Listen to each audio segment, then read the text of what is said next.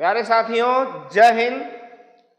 प्यारे साथियों, आज के इस वीडियो में हम सभी लोग उत्तर प्रदेश डीएलएड प्रथम सेमेस्टर का गणित का लघु उत्तरीय प्रश्न की श्रृंखला में ये दूसरा वीडियो देखने वाले हैं। प्यारे साथियों, अगर आपने अभी तक बहुविकल्पी प्रश्न या अति लघुत्तरीय प्रश्नों को नहीं देखा है, नहीं तैयार किया है, तो अपने इस YouTube चैनल के प्लेलिस्ट में जाकर उन सभी सवालों को तैयार कर लें। और ध्यान रहे, यदि आप सेमेस्टर की तैयारी कर रहे हैं, यदि आपने सेमेस्टर में एडमिशन कराया है तो ये आपके लिए अच्छा है, और आपने एक दिवसीय परीक्षा की तैयारी के लिए भी स्टार्टिंग की है तो भी आपके लिए और अच्छा होगा, क्योंकि इसी टाइप के सवाल आपके एग्जामों में पूछे जाते हैं। बस यहाँ क्या है, थोड़ा सा बेसिक बताया जा रहा है। भाई बेसिक अगर आपकी मजबूत नहीं रहेगी तो घर का निर्माण अच्छे से यानी ज़्यादा दिन नहीं टिक पाएगा, यानी घर का निर्माण अच्छा नहीं होगा, वह घर मजबूत घर नहीं माना जाएगा। इसलिए आपका बेसिक बहुत जरूरी है कि तैयार हो। चलिए आइए समझते हैं इस वीडियो के माध्यम से आज का पहला सवाल। कहता है हल कीजिए, यह सवाल दिया गया, इसे सरल कीजिए। आपके एक दिवसीय परीक्षा रेलवे, एसएससी या 10+2 से संबंधित कोई भी एग्जाम हो, वहां पर एक सवाल सरलीकरण का दे देता है इस प्रकार से कि सरल कीजिए और इसका उत्तर दीजिए। बस वहां क्या होता है, 4 ऑप्शन दिए जाते हैं, यहाँ पर आपको ऑप्शन नहीं दिया गया है। अब चलिए समझते हैं। कह रहा है इसको हल कीजिए, सरल कीजिए, तो इसे हम सरल कैसे करेंगे इसे आप समझिए। देखिए, सबसे पहले आपको जब ऐसा हल करने वाला सवाल आए तो हल कीजिए लिखना होगा, और 121 divide by in capital bracket 16 minus मझला ब्रैकेट 14 माइनस 3 छोटा ब्रैकेट 9 माइनस 6 छोटा ब्रैकेट मझला ब्रैकेट बंद कैपिटल ब्रैकेट बंद। अब आप देखेंगे 121 भागे में यहाँ लिखना है 16 माइनस, और इसे लिखना है आपको 14 माइनस 3।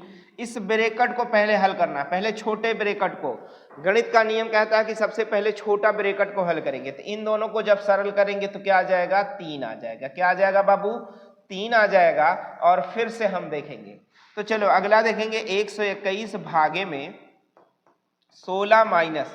अब देखेंगे ये 3 त्रिका 9 हो जाएगा, 3 त्रिका 9 माइनस 9 और 14 में से घट जाएगा, तो 9 5 14 यानी आ जाएगा कितना, 5 आ जाएगा। क्या ये बातें समझ गए? 3 त्रिका 9 माइनस 9 हो जाएगा, 3 त्रिका 9 और क्या हो जाएगा, माइनस 9 हो जाएगा। माइनस 9 14 में से घट जाएगा तो कितना आ जाएगा भैया, प्लस 5 आ जाएगा। अब आप देखोगे कि यहाँ पर रह गया 121 और भागे में ये 16 माइनस 5 करोगे, मझला ब्रैकेट खत्म होगा तो ये माइनस हो जाएगा, माइनस 5, तो 16 माइनस 5 बराबर 11 आ जाएगा।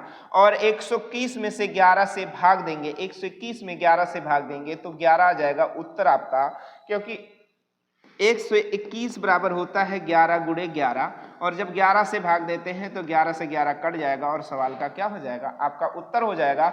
और इसे आपको एग्जाम में लिख कर आना है।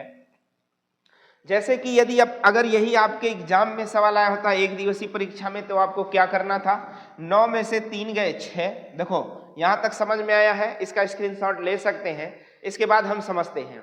देखो यहां आपको हल करने ना, 9 में से 6 जाएगा, घट गए तो आ जाएगा 3, और 3 त्रिका 9 हो जाएगा, यानी टोटल यहाँ पर क्या आ गया 9, और 9 में से 14 घट गया तो आ गया 5, और प्लस में 5 आ जाएगा, और प्लस 5 यहाँ हो जाएगा माइनस 5, यानी 16 माइनस 5 11 आ गया, और 121 में 11 से भाग दे देंगे तो फिर से पुनः 11 आ जाएगा। सवाल का उत्तर तुरंत टिक लगा देना है। बात समझ गए? तो इस प्रकार से हम एक दिवसीय परीक्षाओं की तैयारी भी इन सभी वीडियो के माध्यम से गणित वाला कर सकते हैं।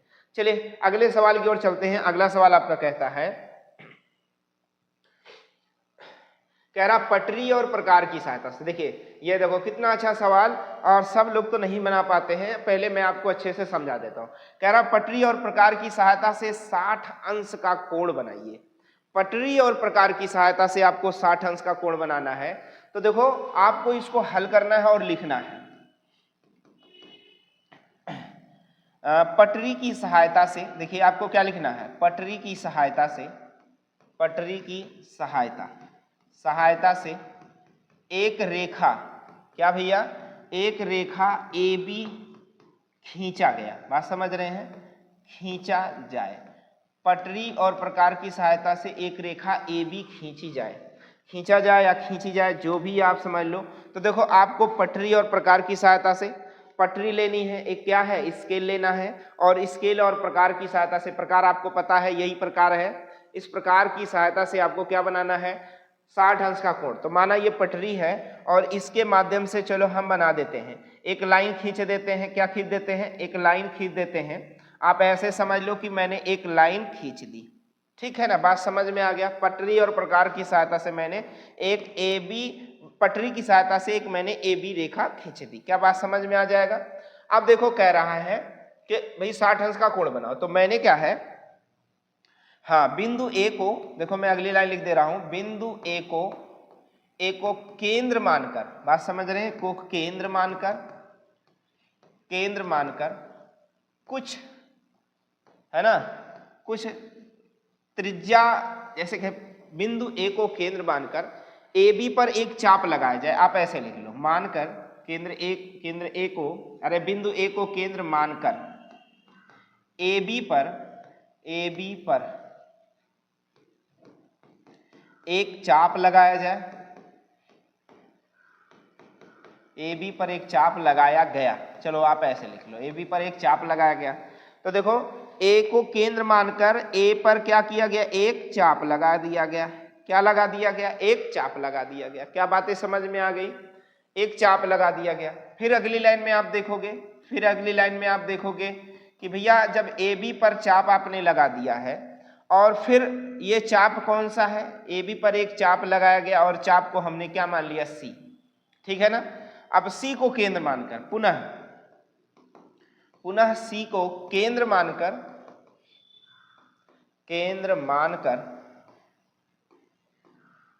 एक चाप डी भुजा ए बी के ऊपर कहीं पर भी लगाया जाए। एक चाप डी भुजा ए बी के ऊपर लगाया गया। समझ गए ना, लगाया गया। चलो अब सी को क्या माना, उतनी ही दूरी, देखो उतनी ही दूरी सी को केंद्र मानकर एक चाप लगाया गया। कहाँ लगाया गया? डी चाप लगाया गया। और डी चाप लगाया गया, अभी डी चाप लगाया गया नहीं, एक चाप लगाया गया, समझ गए ना। फिर एक से क्या है, उसी चाप को क्या है, त्रियक काटा गया। क्या बातें समझ में आ गई? अब चाप क्या लगाया गया, डी चाप लगाया गया। आपको पता चल गया कौन सा चाप लगाया गया, डी चाप लगाया गया। और ए डी को मिलाया गया, ए डी को क्या कर दिया गया, मिला दिया गया। आपको अगली लाइन में लिखना है कि ए डी को मिला दिया गया। क्या ये बातें समझ में आ जाएंगी? ए डी को मिला दिया गया। तब इस प्रकार से आपको लिखना है कि इस प्रकार कोण, समझ गए ना, क्या बना, कोण डी ए सी 60 अंश का कोण बनता है। क्या बात समझ गए ना, 60 अंश का कोण बनता है। अतः हमने पटरी और प्रकार की सहायता से कितने अंश का कोण बना दिया भैया, 60 अंश का कोण बना दिया गया। क्या ये बात समझ में आ जाएगा? इसी प्रकार से आपको भी लगाना है। एक बार मैं फिर से अच्छे से समझा दे रहा हूं कि आपको क्या लेना है, एक भुजा ए बी लेनी है, और इसे हमें स्केल से यानी पटरी से खींचना है, कुछ भी माप का, और बिंदु ए को केंद्र मानकर एक चाप लगाना है, लगा दिया, ठीक है ना।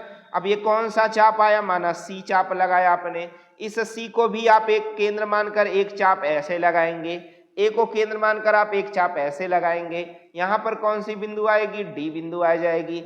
इस ए और डी को क्या कर देना है, मिला देना है। सवाल का उत्तर हो जाएगा। क्या बात समझ गए ना, कितने अंश का कोण बना, 60 अंश का। इसे आप मिला सकते हैं।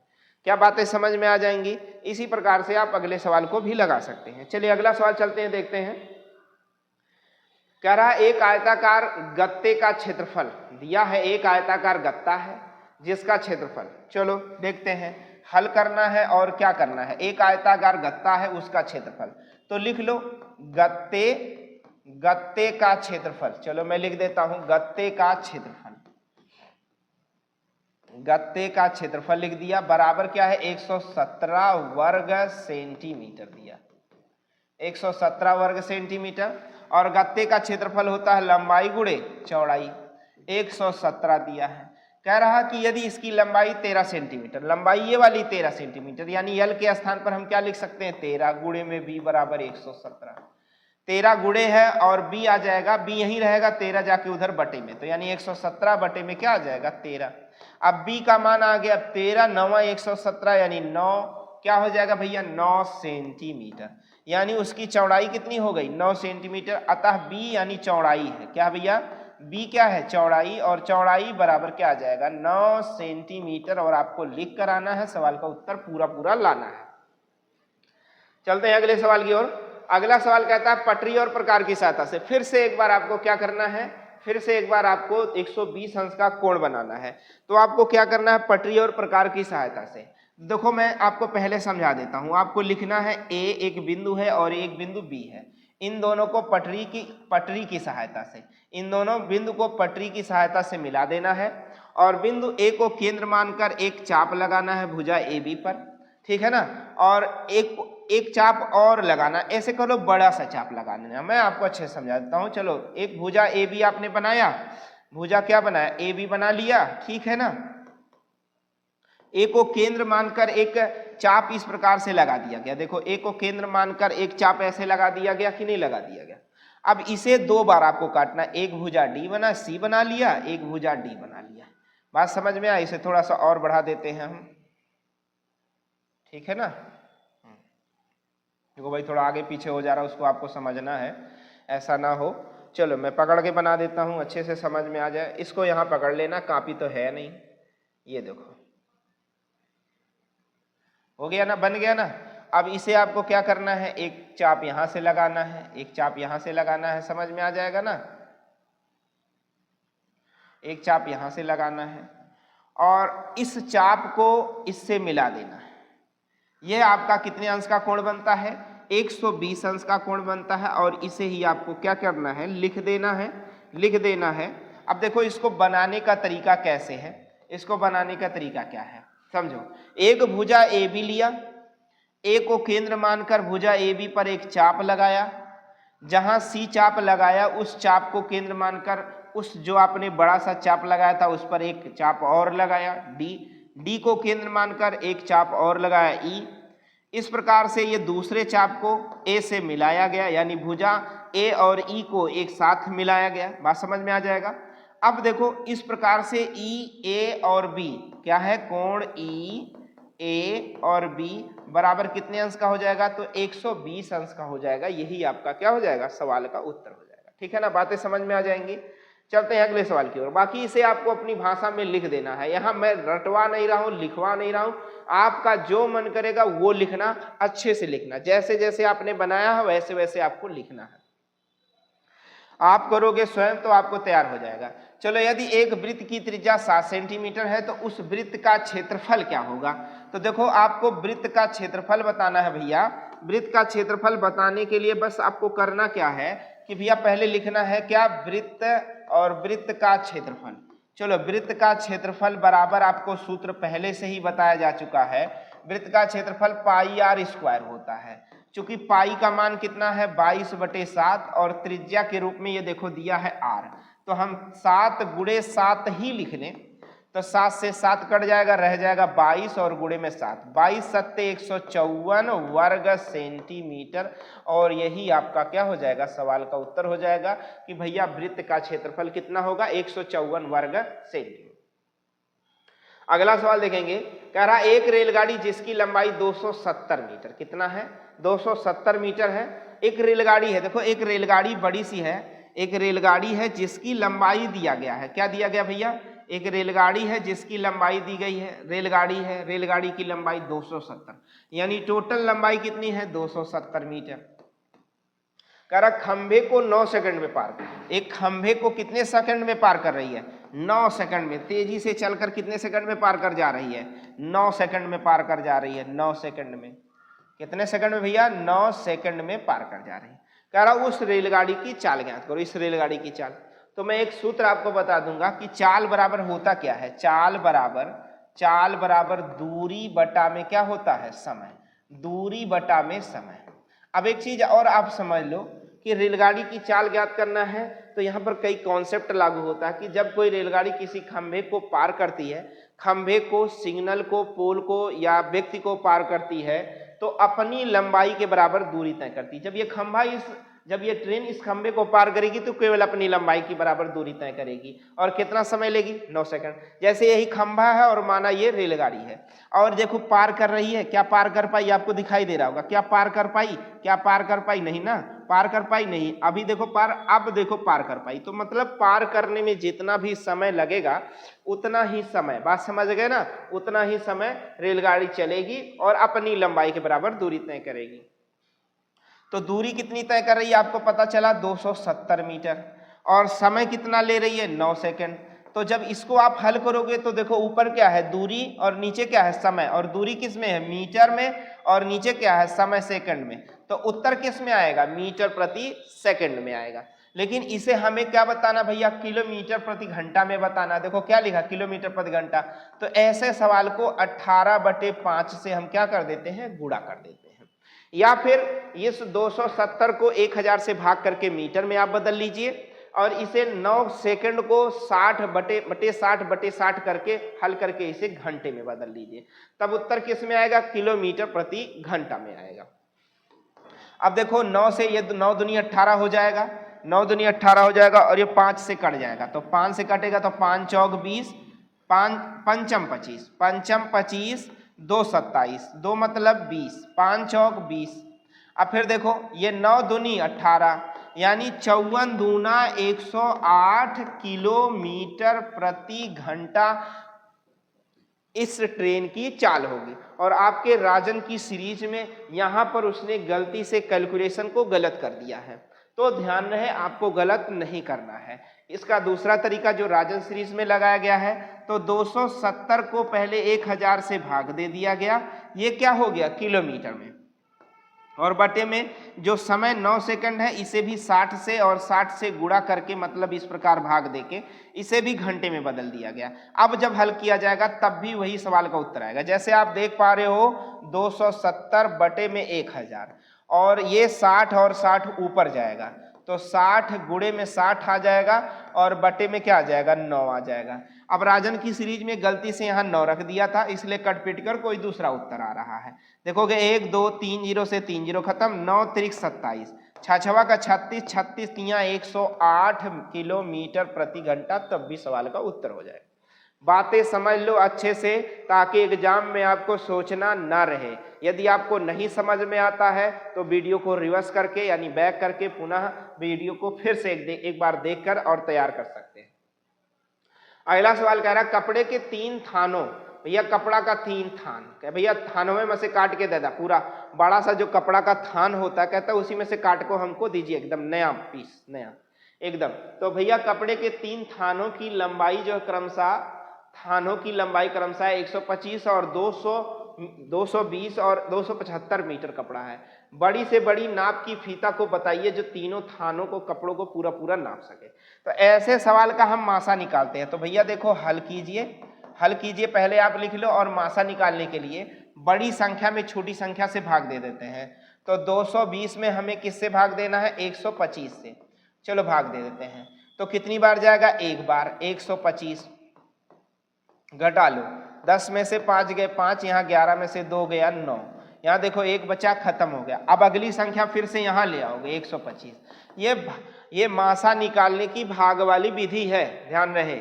95 के एक बार फिर जाएगा 95 एकन, और आओ 5 में से 5 गए 0 और 12 में से 9 गए 3 आ जाएगा। फिर 95 को यहाँ लाकर उतार देना है। फिर देखो 30 तिया 90 आ जाएगा और रह जाएगा घटाकर 5। इस 30 को फिर ले आओ, 30 यहाँ लिख दो, 5 छक 30, देखो यहाँ पर पूरी तरह से कट गया। अंतिम भाजक ही हमारा क्या होता है? मासा होता है। अब एक चीज और देखना, इस 5 से क्या ये संख्या पूरी तरह कट रही है? तो 5 पचे 25, 2 27 पंचम, हाँ ये भी कट गई। अतः आपको 5 मीटर का फीता लेना है। बात समझ रहे हैं ना, अतः 5 मीटर का फीता लेना है, यानी वह बड़ा से बड़ा माप वाला 5 मीटर का फीता होगा, जिससे हम इन तीनों थान के कपड़ों को पूरी तरीके से नाप सकते हैं। आप चाहे तो ऐसे भी लिख सकते हैं, या जैसे मैंने बोला है उस तरीके से भी आप लिख सकते हैं और पूरा नंबर पाएं। चलिए अगले सवाल की ओर चलते हैं। अगला सवाल कहता है वह बड़ी से बड़ी संख्या बताइए जिससे 49, 59 और 109 को भाग देने पर शेषफल क्रमशः 1, 3, 5 रहे। क्या रहे? शेषफल क्रमशः 1, 3, 5 रहे। तो देखो जैसे इस प्रकार से जो भी सवाल है और बड़ी से बड़ी कह दे तो मासा निकालना है, और क्रमशः 3, 5 1, 3, 5 शेष रहे, तो पहले हम इन्हें हल करने से पहले हम शेष ही निकाल कर सरल करने। 49 माइनस 1 कर देंगे तो क्या आ जाएगा? 48। और फिर देखेंगे 59 माइनस 3 कर देंगे तो कितना आ जाएगा भैया? 56। फिर देखेंगे हम 109 माइनस 5 कर देंगे तो आ जाएगा 104। अब इन संख्याओं का हमें मासा निकाल लेना है।